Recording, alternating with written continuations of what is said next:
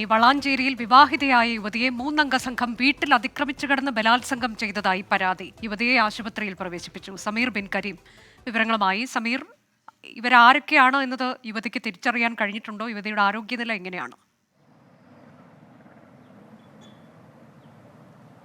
അനുജ, നിലവിൽ യുവതിയുടെ ആരോഗ്യനില തൃപ്തികരമാണ് എന്നുള്ളതാണ്. ഇവർ ഈ പീഡിപ്പിച്ച 3 പേരെ കുറിച്ചും പോലീസിന് കൃത്യമായ വിവരം ലഭിച്ചിട്ടുണ്ട് എന്നുള്ളതാണ് നമ്മൾക്ക് മനസ്സിലാക്കാനായി കഴിയുന്നത്.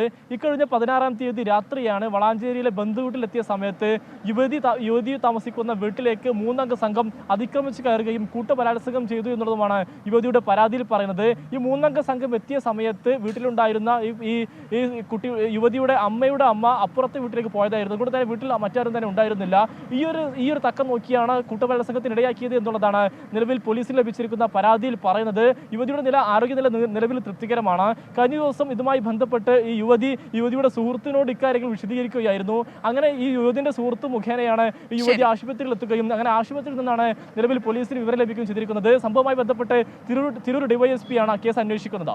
വളാഞ്ചേരിയിലാണ് വീട്ടിൽ അതിക്രമിച്ചു കയറി യുവതിയെ 3 അംഗ സംഘം ബലാത്സംഗം ചെയ്തത്.